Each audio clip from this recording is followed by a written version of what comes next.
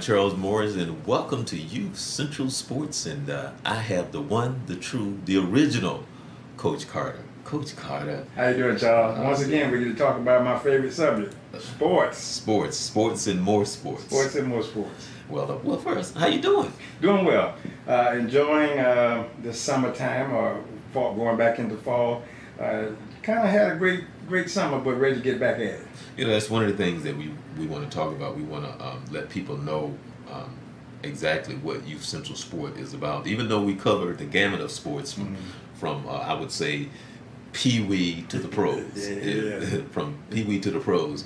And I was telling, as a matter of fact, I was telling Pastor Jenkins yesterday, you know, my pastor here in Orlando, about Youth Central Sports and how you and I understand, and like so many others, how important sports really is, especially in times like this, when we have gotten away from the village, and the sports plays a very important part of keeping the village, even though we don't even realize it. That's true. It is. Sports brings that unity where you can take people who, and I've witnessed it. I've witnessed it. Anybody been in sports, been with people that you don't particularly like, but when you toss that ball, throw that ball, hit that ball, we all become one team. And sports is universal. You don't have to be able to speak the same language.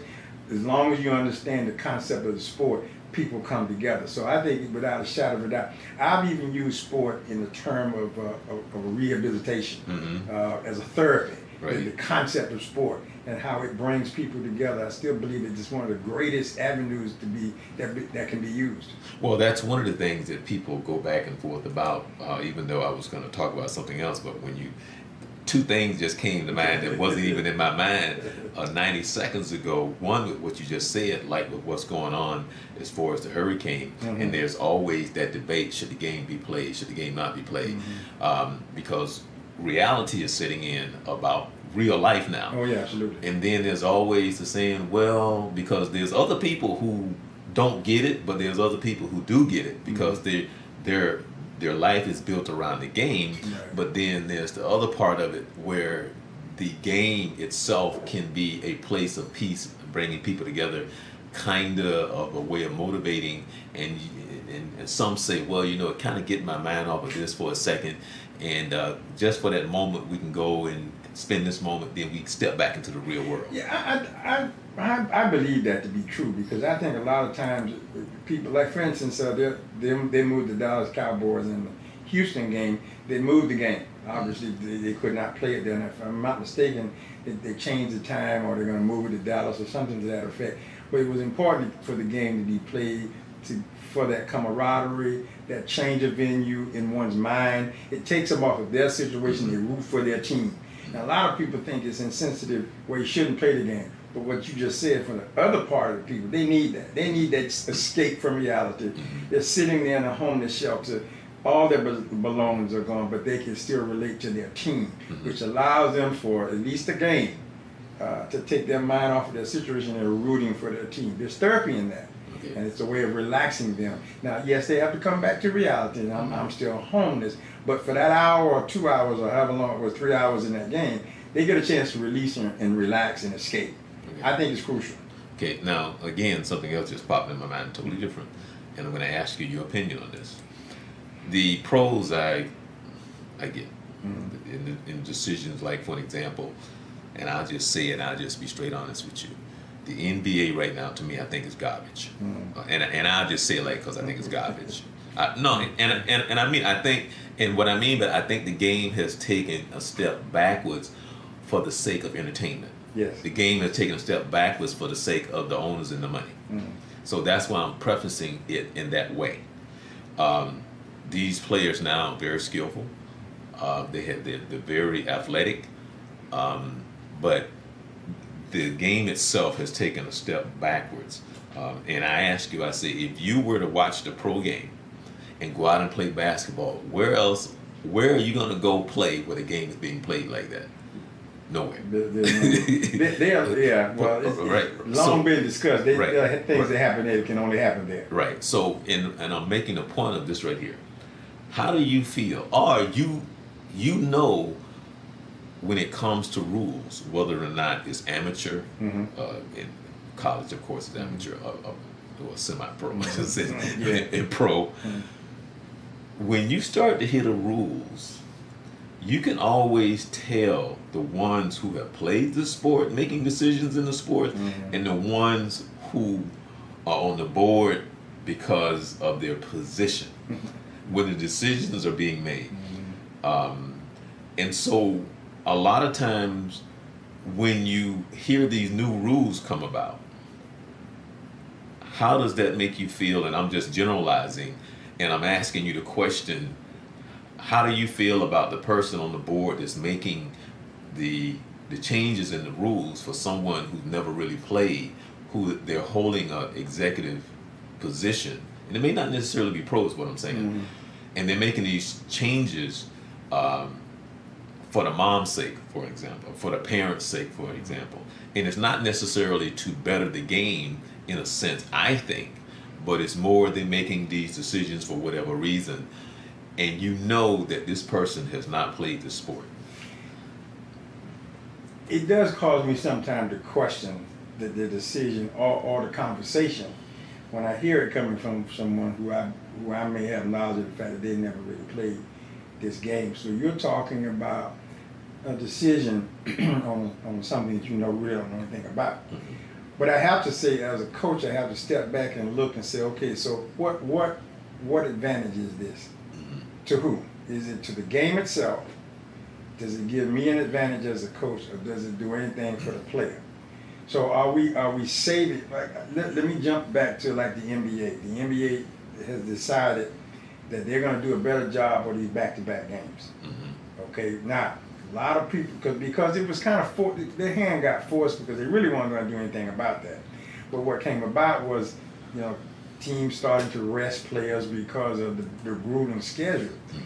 It makes sense that the schedule should be adjusted. Now, from a revenue standpoint, this is where it gets the water gets a little muddy. How do we, they don't want to lose that revenue. We want to maximize that advertising time, and of course, I want to see the key play, the starters play. That's why I played my 3754 in that seat up in the middle of nowhere. I want to be able to see that. So these decisions are being made sometimes for the advantage of the team, sometimes for the advantage of the player. So it's hard to make a general distinction sometimes, but I question it sometimes when I say, who came up with this idea? Right. Okay. Well, but I'm trying to learn and say, how can I make this work? Like, for an example, there's a whole generation, couple of generations, that have no idea that the Final Four, they used to play for third and fourth place. Okay? Now, I think it was when UCLA may have lost and they didn't want to play, which I thought really sucked. Okay? And this is what I mean by that. I think for myself, I think the bonus is that you made it to the Final Four. Sure. Okay? That's an honor by itself. Okay, that's a bonus. When you lose that game and you play for the championship, as a player, as down as you may be, it's an honor to play for third or fourth place. Oh, absolutely. For those best four in the country. Right.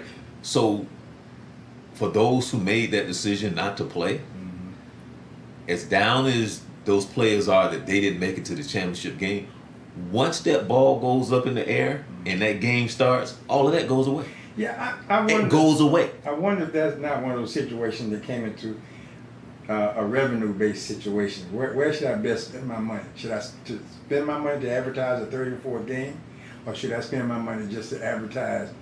Because for a while they actually played the game, but they didn't televise it. Right. They actually played. They had that third, fourth game. Right. But they wouldn't televise it because all the attention went to 1 and 2. Right. Now they got to the point, the best of my understanding, they don't even play the game anymore. Right. As a matter of fact, and I guess I should Google and see if I can find that game, because the year, I think it was Reggie Theus. I said, man, I'm going way back when Vegas, the Running Rebels. Yeah. Back when they really got on the map with that running gun. Mm-hmm. Okay, so it had to be somewhere around like 1976 because I remember my coach Carter, Coach Carter, Phil Carter, who played for Jacksonville with Artis Gilmore.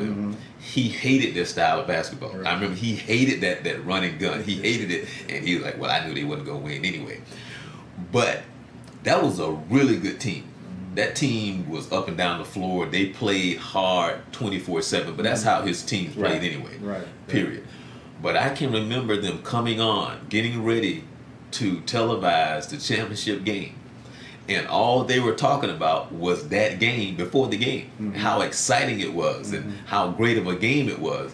But we didn't see it. No, correct. And I think that a lot of that had to do with revenue dollars and all that kind of thing. So I think sometimes some of these decisions steal the joy from the game, steal the excitement from the game.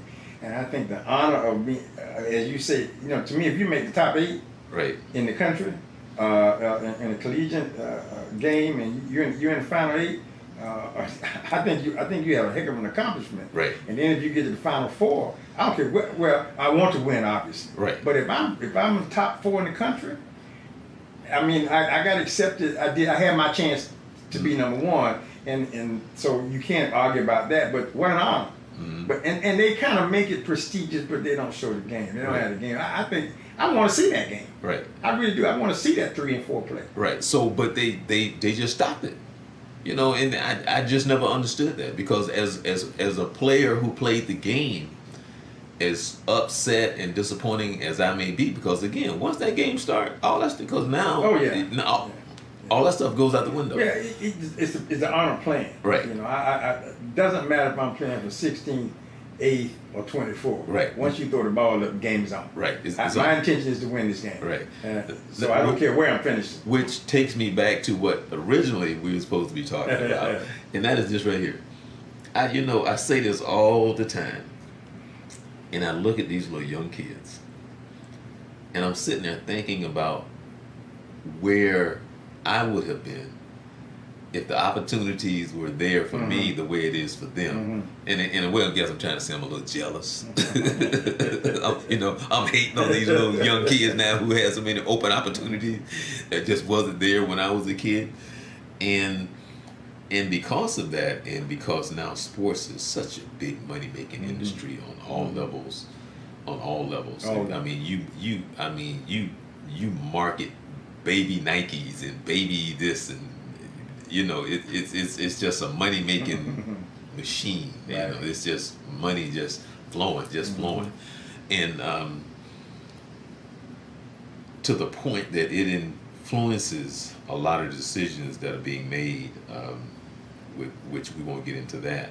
But I wanted to briefly talk about the opportunities how it was when you were coming up, how it is now, how it has affected us as a whole, parent-wise as well, and how some parents get it and some parents don't.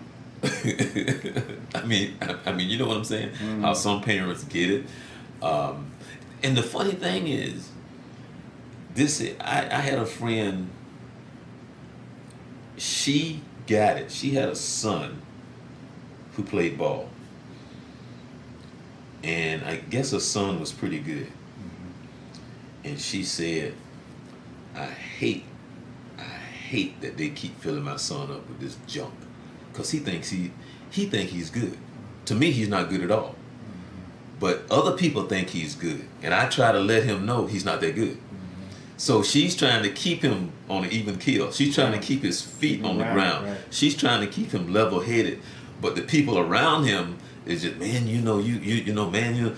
because I've seen guys who was pushed like that. There's a guy by the name of Ron Anthony that for anybody who played in Jacksonville, he ruled Jacksonville. He played with his brother when he was in 10th grade, because back then it was 10th, 11th, 12th grade. So coming in 10th grade, in 10th grade he averaged 28 points a game. Okay, and so 10th, 11th, 12th grade he played at Fletcher High School. But whoever mentored him push Ron into the gym, and that's the only place he stayed. So he had no discipline in other areas. So he was lazy on defense. Very good basketball player. That brother didn't play no defense at all. Very good basketball player. Could shoot. He was 6'7", 6'6", and every heck of a basketball player. But his attitude sucked. I mean, sucked. I can remember he was on the court. We was at the free throw line. He was a senior that year. I was in 11th grade, and I was standing next to him, and I went in and I touched him like, man, don't touch me. And I looked at him, and I was like, oh yeah, that's right, you the jack leg. Because people had told me, I said, and I'm saying to myself, oh, so you are, and I'm saying it nicely. I said, oh, so you are the jack leg they say you are. Okay. So, but that's how he was, Well, a lot has changed out in the game today. I think, and I'll say this, and I say this from my own perspective, I think a lot of times you have parents who are ignorant of the game. Mm-hmm. They are excited about the opportunity, but they're ignorant about the vehicle for getting there, whether it be from the field of sport, whether it's baseball, basketball, football, or whatever. They see the end results. They don't see the mission of getting there. So they think that my son or my daughter is the elite of the elite. And many times they may be scoring points, they may be making goals, they may be running touchdowns or kicking the ball in volleyball and making spikes. But there are other parts of the game that they are not doing well in, and that sometimes is never talked about. I too have seen an awful lot of strong offensive ball players, especially in the game of basketball. Terrible defensive ball players because no time and effort has been focused on that. To your point, somebody said to him, you need to be able to score X amount of points. I think at one time that might have been true in the game, but today's game is so different than that, especially at the lower levels. You want a versatile player. You want a player with high basketball IQ, so that he or she understands the game and know how to adapt accordingly. Is that being taught? I think in certain part, to be honest, I don't think it is. Now, I've been challenged with that mindset. I want a kid that I've been involved with to be prepared to play the game, both offensively, defensively, from a high basketball IQ, and be adaptable. Because let's be honest, each coach is different. Each coach wants his defense played differently. He wants this emphasized, and that's fine. That's a matter of teaching. But the ability and the attitude to be able to adjust to that. Because I've had kids, I know 3 kids that I have been involved with over my career, my time with basketball, who lost their opportunity because they didn't want to adjust. Well, I've always done it this way, and this guy's saying, yeah, but that's not what I want. But that was my next question. Well, but Charles, let me tell you what happens. I've witnessed this. You witnessed it, and many out there probably witnessed it too. And I had trouble with this as a coach, and I'm still struggling with it, because I think there's a sense of honor and responsibility and dignity to what I'm doing. Mm-hmm. If you are not, I'm not going to let you be the exception on the team. Right. I can't afford that. Right. Because if I don't ask you to do it, then I can't ask them to do it. Right. What's best for the team is the motto that I'm working on right now. What are we doing? What's best for the team? Which means everybody has to be involved. Coaches, and I get this because coaches at the high school level, the collegiate level, the NBA, they got families to take care of. Right. They got to do what's best to take care of their family. Sometimes they acquiesce to things I think they don't want to, but they do it because I got to feed my family. But I think there's a level of integrity that says, listen, I turn kids away. Say, I love what you do, mm-hmm. but I can't have that other part. It just won't work for us. Chemistry is very important. Oh yeah, definitely. A lot of people don't play into that, but chemistry is crucial. So, and then I think we allow kids, sometimes we teach them one side. You're a great athlete, but you're a terrible person. Right. And we don't balance that out. Well, that's what Youth Central Sports is about. Is about talking about the mentoring part and the importance of the sport itself. Right. So, with that being said, it's hard, I think, for those who have not learned certain disciplines of life to understand what I'm going to try to say. Mm-hmm. Life is peaks and valleys. It's adversities. It's mm-hmm. all these things. It's being knocked down, picking yourself up. So one of the hardest thing I think to learn, and you will understand this when I say this. When you go off to college or the professional level, now you are in a place where the skill level is even though you're great, let's just say you're one of the top players in the country. Well, where you come from and the place where you're going, you have never truly been around that sense of what it could be on that team consistently across the board. Yeah, right? It changes. Right. Yeah. So what I'm saying is, what's hard for parents to understand, what's hard for, and my coach said something to me that helped me understand something about John Havlicek and like Dr. J. Okay?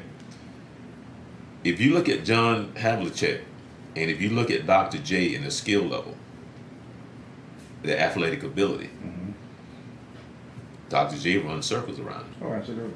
Right?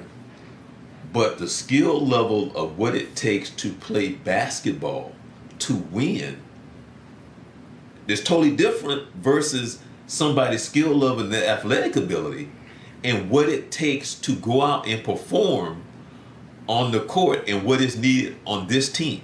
Well, what you really talking about is a team concept. Exactly. That's what you're talking so about. Being able to make your contribution to the team. This is what you do. Right. So when you don't understand, or when you're not willing to participate, right, and you don't understand that, yeah, your skill level is here, off the chart, but the guy that you're playing behind fits into the scheme of what the coach need and is working. Well, and that's the part they don't understand. Like, well, how come? And I know I'm better than him, but yeah. Well, when people say that, I oftentimes struggle with that when they say, "Well, he's a better player than him." What determines that? Right. Why do you say that? Are you saying that because perhaps he's more athletic than this other guy? Which is probably that could very well be true. But basketball IQ, how do you measure basketball IQ? And I think you measure that by the way one executes the game plan, how he executes the game of basketball to his level of ability. Yeah, he's not trying to, John Havlicek knew what he did well, and he perfected that. He never tried to go beyond that point. This is what I do, and I do it. Well, to the same thing, Dr. J perfected what he did. He did only what he didn't go outside of his realm. He just happened he was more flashy, he was more athletic of a player. And he could do that at a high level, but you need, if you got five slammer jammer now, you have five guys, now that's an unusual situation. Right. You had five guys all jumping, doing things. Okay, but when they went to 6 and 7, it wasn't like that. Right. 6 and 7 player didn't do that. Right. So you got to build strong teams of character, chemistry, IQ, athletic ability, and a team concept. So when you put five guys on the floor, what do you look at? We got 5 positions. We got point guard, shooting guard, small forward, wing, small forward, center is what we're saying. Okay, 5 players. Well, in essence, you got 5 different players doing the 5 different skill levels coming together to play as one. That's what you're doing. And that's the art of the coach. The coach has got to figure out how to take this kid who is a steady ball player, makes few mistakes, going to stay inside of what you want him to do, going to follow the game plan to a T. But I got this guy over here who is a playmaker. He's going to make so when you design this thing on the floor, you complement each person's ability. That's coaching. Okay, but that comes in as the coaching end, but understanding the players on the floor. The other side of that I don't think we teach sometimes, is that we don't teach kids how to be a teammate. How to play as a team. That's what I was going to ask That's you. What we don't do. What was your most difficult, out of all the teams you have coached, what was the most difficult team that you found that had a difficult time learning the team concept? I had a team a few years, this was back when I was coaching out of Tannehill Park. YMCA at that time, under the direction at that time was Charles Holliday, who's long since left the program. But I had 8 extremely athletic ball players. When I say, I mean, they could run, jump, shoot, but they didn't understand how to play together. They liked the defense, but only in their terms. So they were a type of team who liked to run and press. They weren't, and that wasn't necessarily my style. but I had to learn to adapt to what I had. Mm-hmm. Because I wanted to put them in a half court, but they couldn't function. They're that coach, take the handcuffs off. Right. You know, so I had to learn to adapt to them. It took a while, and we were losing games that I thought we should be winning, because from an individual standpoint, we had a lot of talent. We didn't have a lot of basketball IQ. Right. We had an awful lot of talent. I mean, we could run, jump, you know. And the guys got frustrated and they, you know, and they blamed me. They said, Coach, why we're not winning? And I said, okay, guys, let's sit down, let's talk about this. I said, first of all, it's my fault. And a couple of the guys said, no, Coach, it's not all your fault. You're the coach, but it's not. So I said, well, why are we not winning? And a couple of them came up and said, Coach, we don't play no defense. Okay. I said, okay, let's define defense then. What do you mean when you say that? So now everybody's sitting there and they begin to talk about. So then my captain pointed out, one guy, he said, well, for instance, can you handle your guy one-on-one? He said, you haven't been doing that. Right. Oh.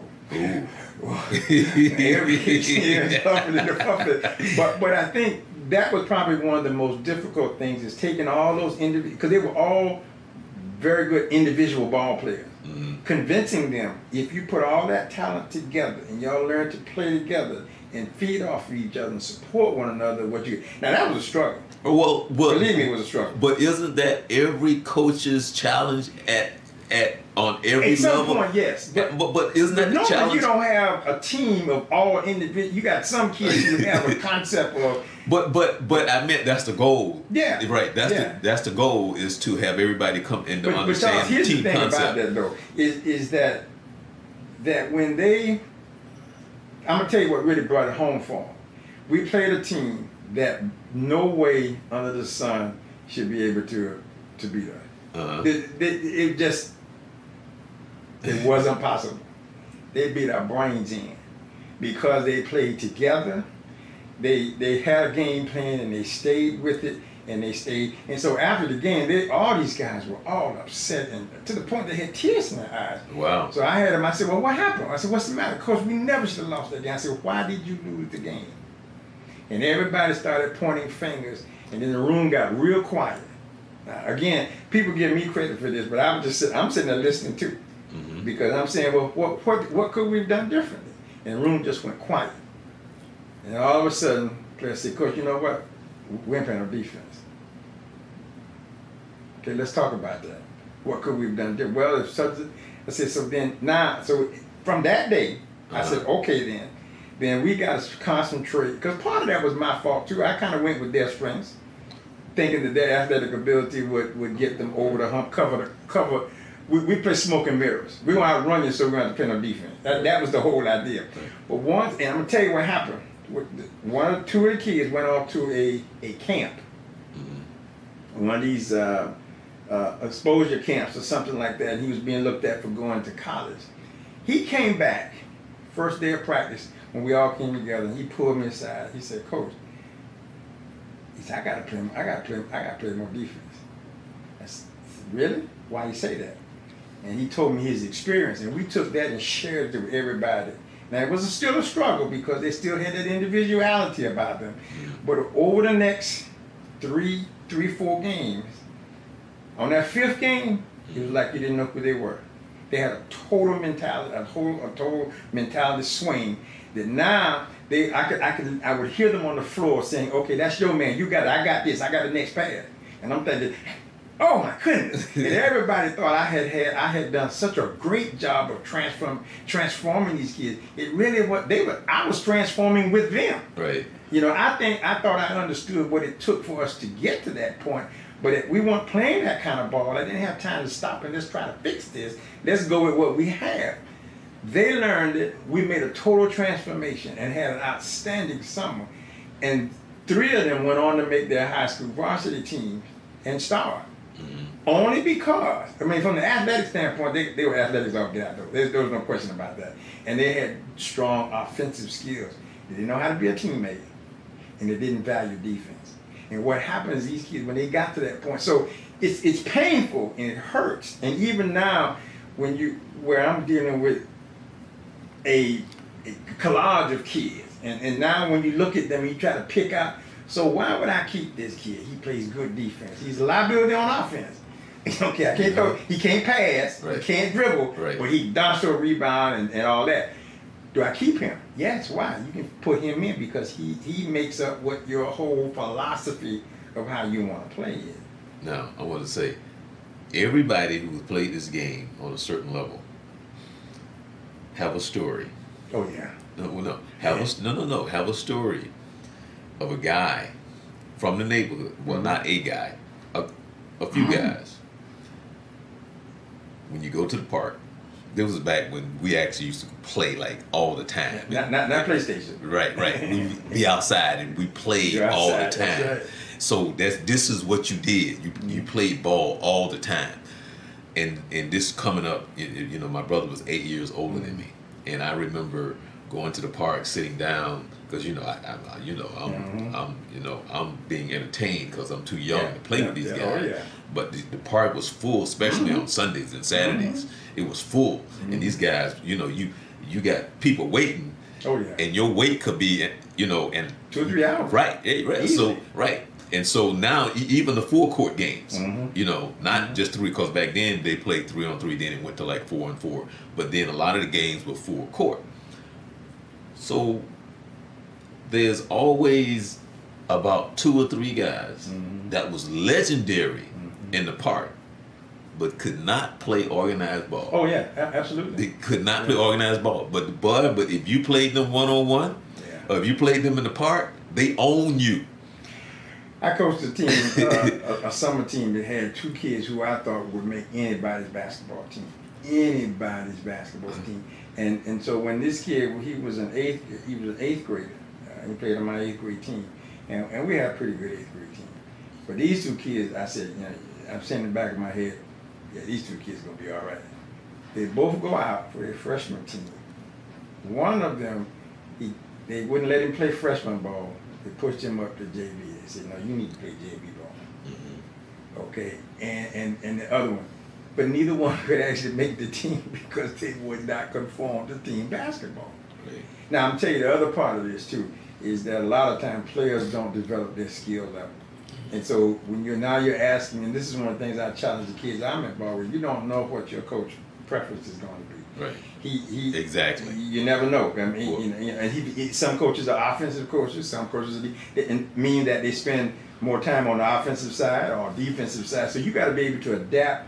And these 2 kids were just hard-headed. Right. Well, that's what it was. But that's what I meant by the parent, and when these kids are being mentored at a young age, so-called superstar, the blue chippers, not being able to deal with adversity, especially when it comes to them being challenged or playing time. But see, Charles, today's market is worse now because there's dollars tied to that theory now.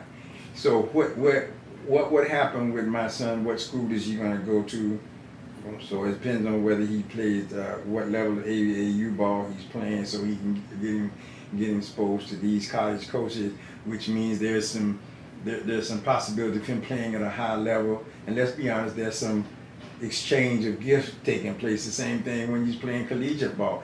How do I get to the professional level?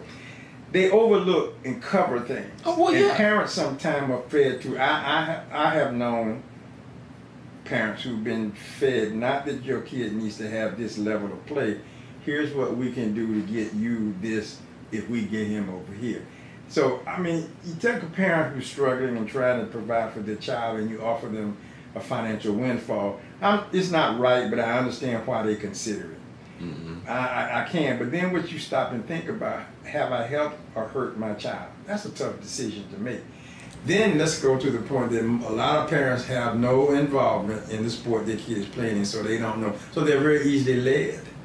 They're very easily led when they are told that your son has potential, but there's a whole different framework of what potential really means. Because he has to play that game at an elite level. And that's all the time not being talked about. So they're getting half the story. Promises are being made that cannot be kept because a young man can't or young lady can't fulfill that. You're looking at one side of the game. I tell you, one of the toughest things is when you cut a kid. When I've been in a situation where I've been faced with, how do you go to this kid who is working as hard as he can every single day, doing everything you're asking of him, but he just can't make it. It's not, and here's one of the things that I get challenged on a lot, and with my head coach, he always talks about when kids come along and you tell a kid, he said, "What can I do to get better?" This will improve your game, but you still won't be at this guy's level. Right. You'll be a better ball player, but you won't be at this guy's, level. It won't guarantee that you'll play anymore, but you'll be a better ball player, and you worked hard. But how do you tell this kid, you've done it all, but I can't use you? That's a tough call to make. But if I think it's reality sets in. You gotta be honest with the kid. Right. You're doing some really good stuff. You don't fit our program. Right. But I would tell you to keep working. And particularly at the collegiate level, there's other levels where you can go to other teams. But in high school, the only thing you can tell me is go play some summer ball, come back next year. That's tough. Right. Well, that's one of the other things too, is that earlier in the show I was talking about how there's so many avenues now, because even if you don't make your high school team, there are still other teams, that's all year long. Right. That you can play on.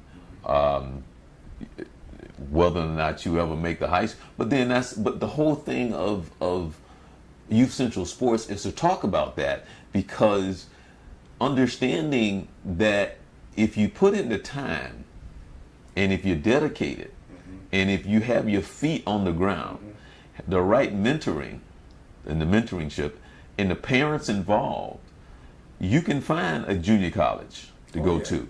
You can find a Division II, a Division III, your NAIA, to get into school, to get you an education, if you understand and see the bigger picture. Well, that's the challenge, I think. The challenge is sometimes as parents see, and all of us see, and as a parent, I think I'm looking at, I was impressed with the idea of being a student athlete, not an athlete student. My mother preached to me about being a student athlete. Right. Her idea was, what happens if you're not a good student and your athletic opportunity fails, but you're a poor student, you got a rough. The road is going to be tough for you. If you're a student athlete, she felt like I had a 50-50 chance of success. If from an academic standpoint, if I got my grades, did things I was supposed to do, I would be prepared to deal with other opportunities should my sports opportunity fail. And I think that's facing reality. She never questioned my ability to play. She wasn't saying I was a good player, bad player. But her challenge to me was, what is your game plan? What's your game plan? There's an A and a B plan. What's your A and B plan? She always charged them about me. And I can tell you, when my A plan was to play professional ball, and when the day that I realized that was not going to happen, I was crushed. Right. I can't tell you how low I was. And I went to my mother in tears, and she said, "What's the matter?" And I said, "Mama's gone. It's never going to happen." She just sat there. She didn't say one thing. She said, "Where's your B plan?" Right. That's how I got into coaching. Okay. That's what started me to coaching. And she said, you need to go teach this to others. She said, "See how you feel right now?" She said, "What would happen if you didn't have a B plan?" Now, my B plan was my mother. That was my B plan. Right. Let's be honest. I didn't have a B plan, but she was my B plan. And she forced me into readjusting myself, taking a look at making that contribution and giving back. And the only way I knew how to do that was to coach. And that's what got me started. But you talking about stories, Charles, a number of parents I've come up with this dream about what their child could be. And I share the dream. You know what, Vince, that's what bothered me. Remember, I don't know if you remember, but I tried to share the story of you with my brother and his twin daughters. Yes, I and I told, I'm saying to myself, I know where you came from. Yeah. I know you should know this, but there's just something about parents, man. There's something wrong with them. I'm serious. Because I'm sitting there and he's talking to me, and I'm sitting there looking at him like this. I'm not saying anything. I'm just listening, and I'm looking at him like, the more he started talking, he was sounding like a parent. He wasn't talking reality. Right. He was talking parent. And I'm looking at him, and I'm like, and I'm saying to myself, but I'm sitting there and I'm shaking my head. And you're a parent. You ain't nowhere close to reality talking about your daughters, man. Yeah. You know, and what I meant by that was, here his daughters in 9th and 10th grade. And now I have a relationship with the coach, so she's giving me the feedback that he don't know that I know what I know. He don't even know what the feedback is. Mm-hmm. And so she even telling me, like, they're missing practice. She said even when I put them in the game, they huffing and puffing because they're not in shape. And blah, blah, blah, blah, blah, blah. But on his end, they ain't playing, they ain't this, they ain't that, da, da, da. And I'm looking at him. And so I went, and now I got them by myself. Why you not playing? They told me why they not playing. Right. Because now they know. But I'm listening to him, and I'm looking at him, especially when he said what the wife said. Now, when he repeated that, now I'm really looking at him because to me, well, what I'm saying is, to me, you would think he would say, hold on, honey, let me help you out a little bit, versus listening and not saying nothing. That bothered me because I'm saying you're not helping her out, right? You're not helping these girls out, right? That's true. Because there's something wrong. Because you need to understand what's going on. And I'm serious. I was sitting there looking at him like, see, what you hear, what I don't know the absolute definitive answer for this, but the thing that I think, when you look at successful kids, you go back and look at where they come from. Right. You look at their parents and say, at some point in time, I think parents get excited about their kids' athletic ability. Agreed. What I have found, and I'm finding in some of these, a lot of these successful kids, they have sat down and come to a plan. Mm-hmm. They said, okay, you are a tremendous golfer, tennis player, soccer player, whatever it is that you do well. There's a young lady who I'm exposed to now who is an Olympic level volleyball player. She made the junior Olympic team. In fact, she's playing some ball now this summer. With the intent that when she graduated from high school, she'll go on and play. She chose the University of Texas because they have a very neat volleyball. The parents sat down, in a case like this, they're leading her. They're saying, yes, we're going to take advantage of this, but they're grounding her. You still have an academic responsibility. We're going to make sure that you go to school, and we're going to play off of this athletic, but we're going to build another platform in case plan B, or make that kid whole. You don't always hear that. Now, sometimes parents don't have the understanding, and they get taken advantage of. Right. They get taken advantage. They're fed stories, mm-hmm. and they believe it, and right. they think that's the way to go. Well, statistically, and these are probably my own statistics, in looking at those versus the family that sits down and come up with a plan, the success levels are not there. Mm-hmm. There are a lot of kids that drop out of school or don't make the team because you promised something, but you forgot to tell them you got to work for it. You forgot to tell them, we're not giving this to you. You mm-hmm. have this opportunity. If you go out and do this, you can, you will get this. But you're just going to show up and say, here I am, and they're going to give it to you? That's not going to happen. Right. To your point earlier, a lot of our local kids, a local program, and when you said a kid could be an All-American or a tremendous high school player, okay? For instance, I went to the McDonald All-American game a few years ago, and there was a couple of kids out of Florida who made a McDonald All-American team. You go there and you are one of 15. Right. They all come from across the country. They all playing ball at your same level. You're not special anymore. You're just part of the group. Right. And sometimes that's a culture shock. Well, that was my point of what I meant by when they go off to college. They go to college. I know it happened for me in football. I know some kids. It happened there are a couple of kids I know. I know of such a situation where a kid was Mr. Basketball for the state that he came from, and right. he went there wearing that. I'm Mr. Right. Mr. Basketball. Well, when he got there were 4 other Mr. Basketball there already when he got there. Right. So now, guess what? You're just another fish in the pond. Right. Where you came from, you were a big fish coming out of a small pond. Now you're a small fish in a large pond. Well, but my point that I was trying to make as well is the skill level. Even though your skill level, same skill level.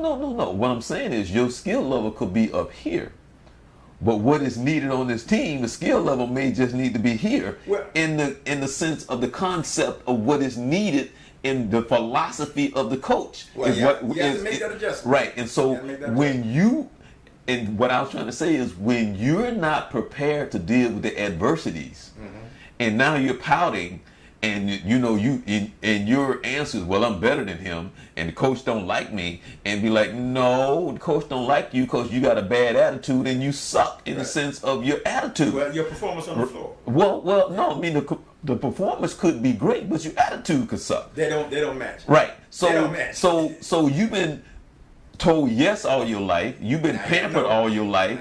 Now you done stepped in a whole nother realm, a whole nother world, even though you're great. But that's not everything in the sense of what this team may need. But see, here the challenge I think you have as a parent, having been a parent and listening to other parents, is that you want the best for your child. Right. And you really want them to succeed at the highest level of whatever they're pursuing. Particularly, let's just say, obviously, sports. I think you have a responsibility as a parent to prepare that child for success and failure. Right, yeah, exactly. For success and disappointment. Right. For success and rebounding. Right. How do you come back from this? So our ultimate goal is to be here. So if that doesn't happen, what do we do from here? Do we walk away from the game or do we come back?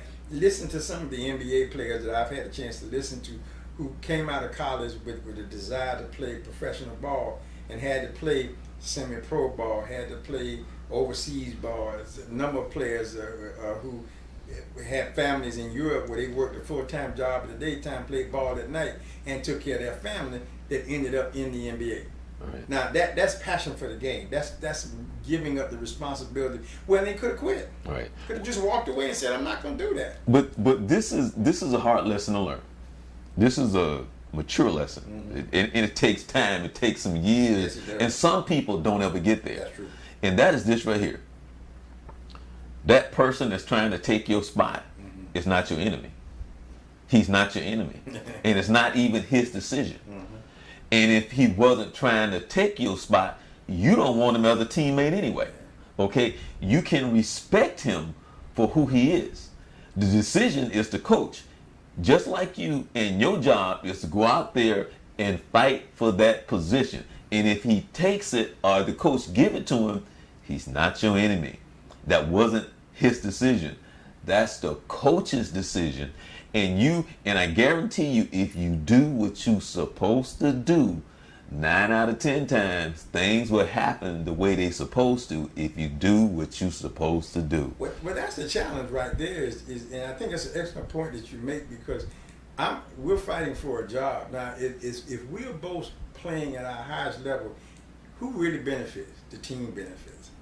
One of us may start, one may come off the bench, but the team is going to benefit from our efforts. And that's the key, is understand. That's where maturity comes in. I want to be the starter. You want to know what bugs me to this very day? And I still think about it all the time, Vince. Because I'm young. I'm a young player in college. And we had a guy on the team named Jimbo. Jimbo was one of the guys who was on the college team. He had a real good attitude, rode his motorcycle like me. We both had motorcycles. And he came to me late in the season, and he said to me, he said, "Charles, man, can you help me get some playing time tonight?" And I was like, "Okay, I don't know." But me being the selfish player that I was, I could have given it to him. And I could have came and coached, because when the game time, I could have gave him like the last 6-7 minutes of the game. And I could have went and said, "Hey, coach, why don't you put Jim in?"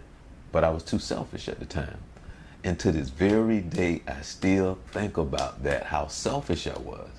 And that I wish that I would have been mature enough at that game, because he wasn't mad. And we had a good relationship, so he can come and talk to me like that.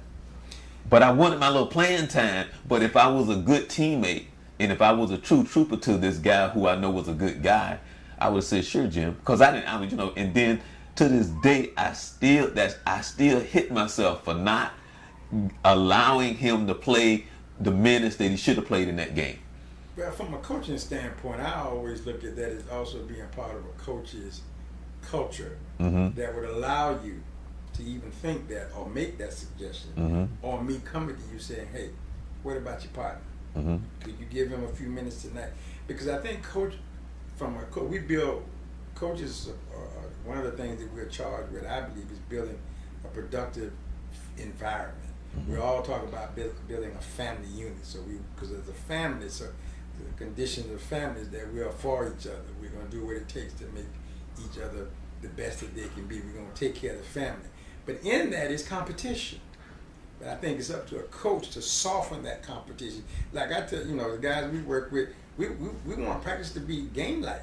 You don't hurt anybody, but I need to see your 100% effort because I believe the way you practice is the way you play. But the concept behind that is if we get out there and we go at it together, we'll do it in the game.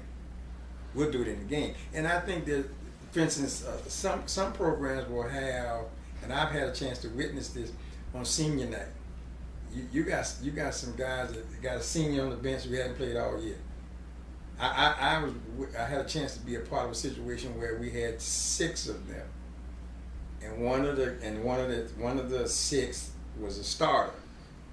He said, "I'm gonna coach, bring me off the bench, let my teammate start."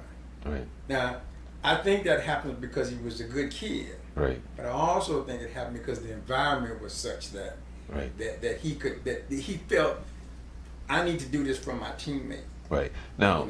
Now, are you familiar with a gentleman by the name of, his last name was Sykes, that played at Stetson? Sykes, his last name was Sykes? I think so. He was a big guy. He was about 6'7". Yeah, he played, I don't remember his first name. Right. I played with his brothers. His brother played alone a year ahead of Oliver at Mainland. Okay. He came out a year ahead of Oliver. His brother's name was Tom. Tom Sykes, that played at Mainland High School, is the best shooting person I ever played with, ever. The boy never missed. As a matter of fact, when we played, this is the same team that the guy Jim played on, we all played together.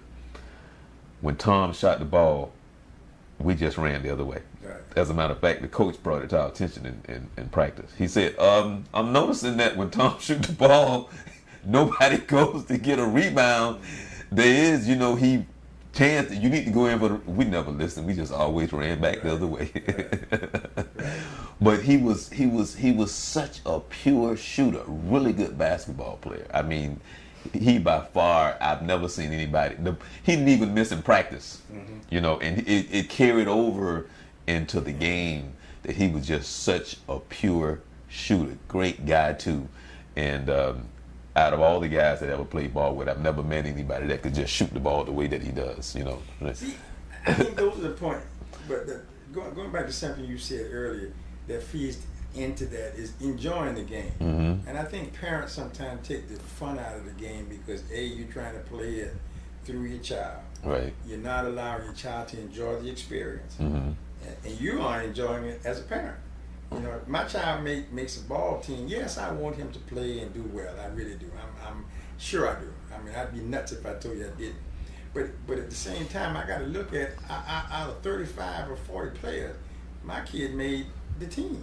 Okay, now his next challenge is to get playing time.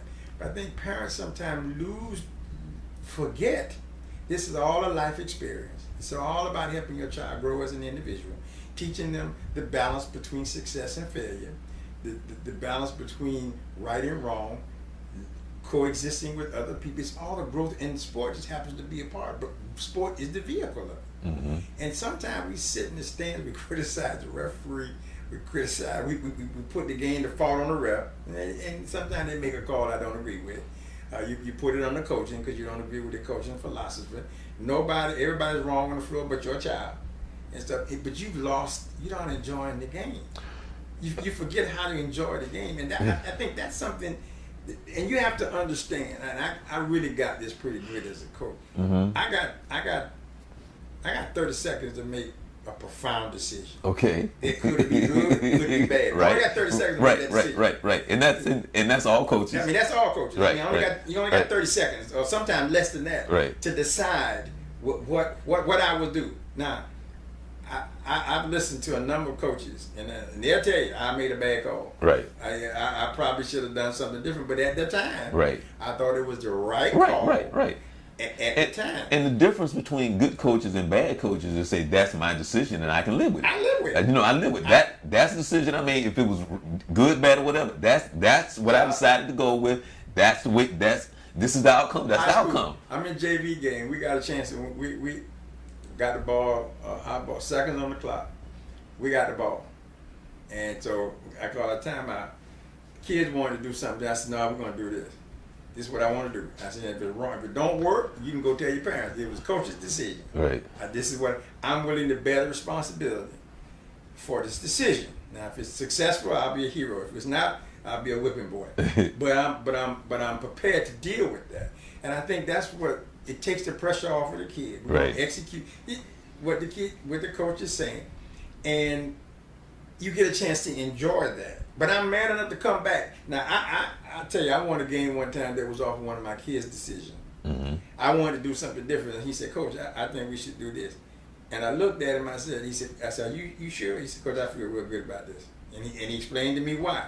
We went with him. We won the game. What I had wanted to call, we would have lost the game. There's no doubt about that. Right. So I think it's about that coaching thing goes back to that family environment. I think it's based on what you grew up in. I grew up in a house that told me that I could be whatever I wanted to be. I grew up in a situation that encouraged me to be my best.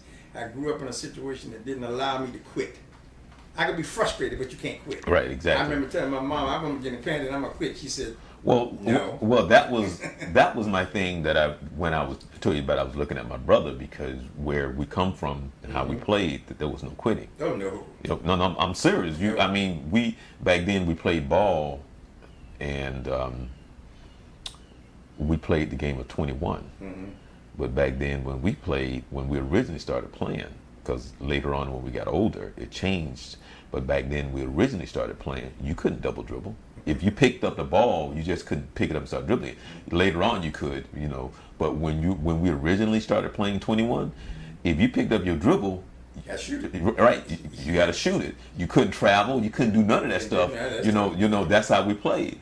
And you played for the pride. And a lot of times when you play a game of 21, there's 12, 15 guys playing. Mm-hmm. Sometimes on the higher, but on the average, there was at least 9 to 12 guys playing ball at one time, playing a game of 21. Mm-hmm. Same thing in knockouts. Right. All with the same principle. And so when you played, nobody let you shoot the ball. Mm-hmm. There was always defense on you. That's how we played. Mm-hmm.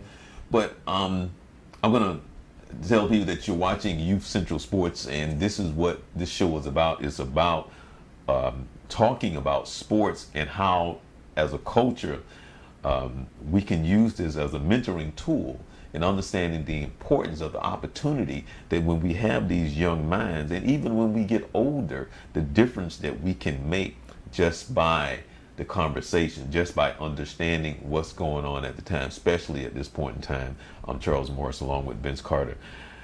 Just sitting here thinking, because you said something, and I'm going to see if we can do something, because not that it really means anything, but it's personal to me. Okay, and you can tell. I mean, when I say this, you're gonna understand that I still have my hang-ups. Okay. I would love, because I kind of asked them about this, and I asked you briefly. Have you experienced this? But I want to talk to my coach, my high school coach, what it was like coaching this predominantly black team. Mm-hmm. And when you're young, it's just part of it. Mm-hmm. And what I mean by it, because when I get older, and why I say it still bothers, but what bothers me, because the older I get now, I realize even more so how the referees just flat out, no question, just cheated. I mean, straight out cheated to one of the guys at the local newspaper used to come and watch our games because he was friends, and he didn't write the report because he was a friend. He wrote the report because of what he would see each game about how bad the officiating was. When we would go to these white teams and play, and how bad the officiating was. So I would like for him to come on and to talk about, because I kind of briefly asked him about that, and he kind of said how they just, of course, you just dealt with it in that sense. But I want to ask him, as he looked back on it, how does he really feel? What did him and the other coach talk about? And did he, if any of his strategy, because we never talked about it. You know why? Because we already knew before the game started that they were going to cheat, that there was going to be bad calls. We already knew that. And it's not that we were looking for a handout. We was not looking for anything special. We wasn't looking for any special calls. But I think we had just became so accustomed to that type of atmosphere that it was just normal. But as I get older now and I think about, here are these kids who was just there to play the game, and the time that it was, and I ask you, does it still go on in your experience? But back then, it was just so obvious, but there was nothing that you could say or do. And so I just ask you, to this day, do you run across where you find that there may be some bad calls just because, for whatever reason that you might want to say or associate something with something? Yeah, I think every coach, every team, every coach feels that some of it's very blatant. You can understand it. It could be rivalry. It could be a bad experience with the coach. The referee doesn't forget it. When he should let it go, he carries it on to the next. Sometimes it's coach's behavior that drives, because one of the things you remind people, the referees are human too. Right. You can hurt their feelings too, and they have good memory. they don't forget. And but I think I can honestly say I've been in a couple of situations that it was just totally to the left. Not sure I know why. Right. I won't go as far as to say because. But it was obvious that it was so different. The type of call they would make on one end of the floor and not on the other.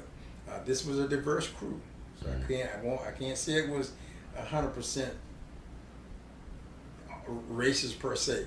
I'm going to say it was a high school varsity basketball game. So we're not talking about amateur basketball or less than skilled, pretty skilled ball, but it was just that way, and nobody really understood. Now, what we did not know that.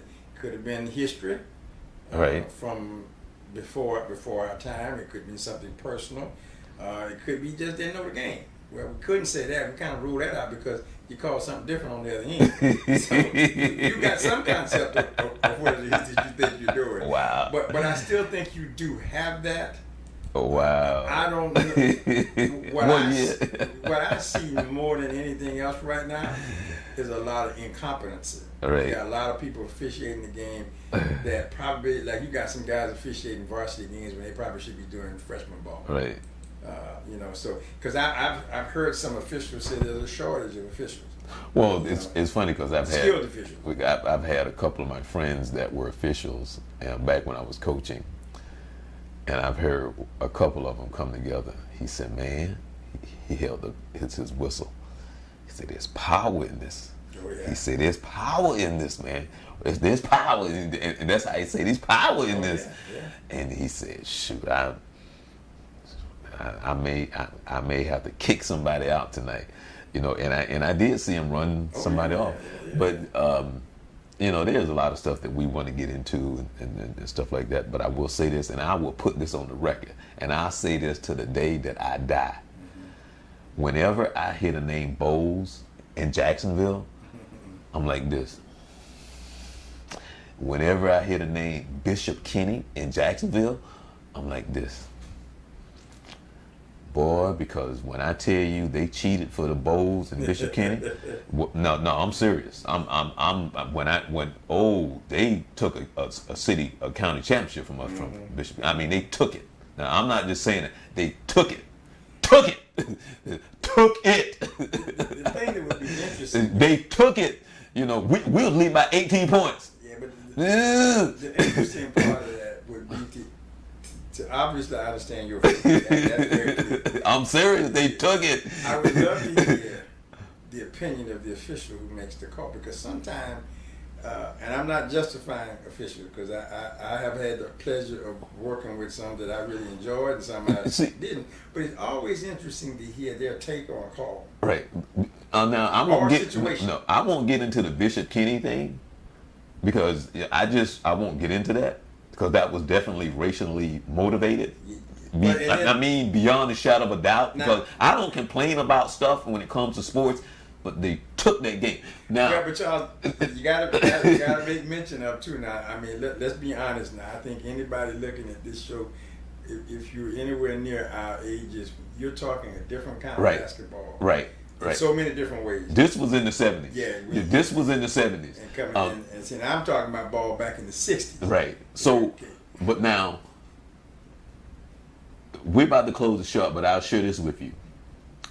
Bowles High School, Bowles, at this time, it was junior high. Mm-hmm. We don't lose at home. Mm-hmm. We have never lost at home. Bowles came to our gym, fouled out 3 of the starters, and had a total of 5 team fouls in our gym. How do you have 5 total team fouls on their end? Our 3 starting 5 starters fouled out of the game. Yeah. Again, it would be interesting to hear the officials say, "Mr. Official, I'm not challenging you, but just could you help me understand?" Right. So how did that happen? When that game ended, our coach took those officials into his office. And I know one thing that he did say to them: "You will never officiate another one of my games." Well, see, stuff like that is so blatant, because I hear people, I hear coaches challenge the fact that if you and I are playing our teams and we look at team fouls, we got 7-1, or I'm in the double bonus already, and listen, okay, what we're looking for is a balanced call, right? Not a perfect game, right? Just a balanced game. If you call a foul, if this is a foul on this end, it's a foul on this end as well. Right. And a lot of times you don't get there. You get these odd numbers. You got 71 fouls, 7-1 fouls. And you said, wait a minute. How is that so? Because it looks different. Mm-hmm. It looks and feels different. Right. Again, it would be interesting to see how official could explain that, because somebody said the other day, and which is very true, and I thought I at one time wanted to be an official, and I went out I was doing a basketball camp, and I had a chance to I hate officials. Officiate the game, and I decided from that day henceforth, this is not for me. Well, officiating, officiating, that's one of those things where you can't win. It's a judgment call. Right. There are only a few things that are very obvious, and then the rest of it is your opinion. Right. Now we're getting ready to close out. One of the things that I will share with you on that Bishop Kenny was the following year we played them again. Mm-hmm. One of our guys fouled out. His name is Tommy. Tommy's on Facebook with me, and if you can friend him, you can ask him, because I haven't talked about this since then. Mm-hmm. But the guy that Tommy guarded, Tommy fouled out of the game.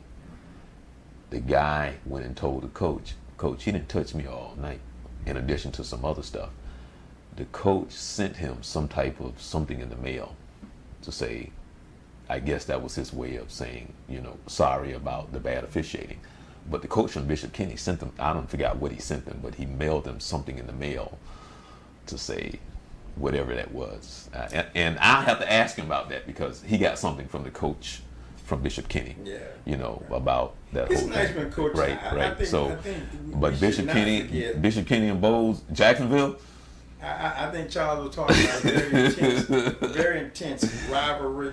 But I think what I like about those, what I like about those, is that we can be as intense as we want to, but we can be honest. Right. And that's the case in point where you guys were very intense. Right. Maybe just some dislike, but in real time. But see, you guys coming back saying, listen. But see, honestly, Vince, and I say this because we're going to close, but through all of that I'm talking about, we never talked about it as a team, as a coach. Also, we just knew that was just part of the culture that we knew as a black team walking into that gym. That's what we was faced with. We never talked about it, but when it happened, it was just so part of it that it was expected.